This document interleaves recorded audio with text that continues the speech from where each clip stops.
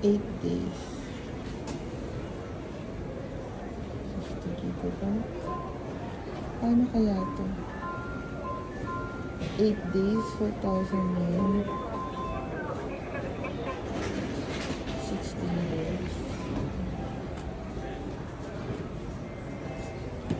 16 days.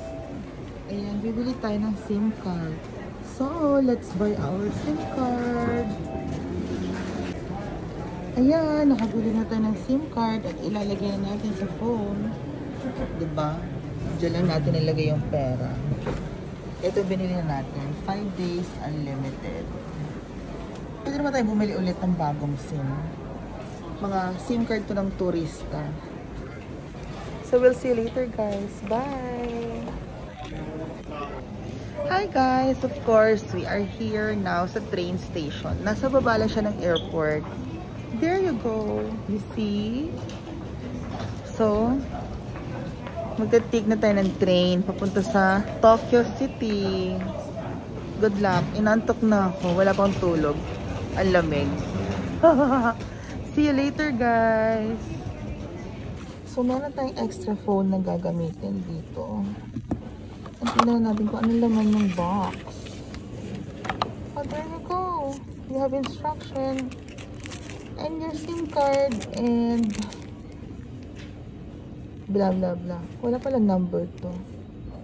Pang data lang siya. Okay, so lagay na natin. Yay, there you go. Ano to?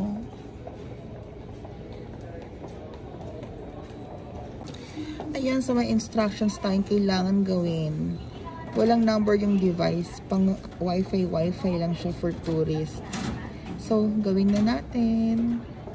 So, after ko sundin lahat ng instructions, guys, eto na, meron na tayong network signal.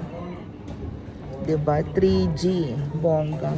So, magagamit na natin tong phone natin dito sa Japan. Hindi na tayo mawawala. Pwede na tayong lumakwatch at gumala.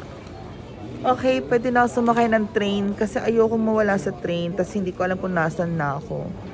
At least I can use Google. Tas unlimited yung SIM card nating binili. Unlimited yung data. Mga 5 days siya unlimited. So magagamit natin siya. Okay. See you later, guys. Bye-bye. Ang importante, meron kang data, hindi ka mawawala. You can connect your phone and you can search your location. You can Google your location. Yun ang pinaka-importante. Ayan. See? You can use maps.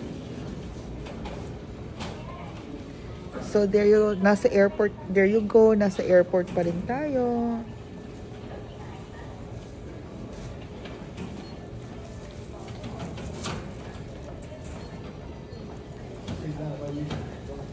So, see you guys. Bye-bye.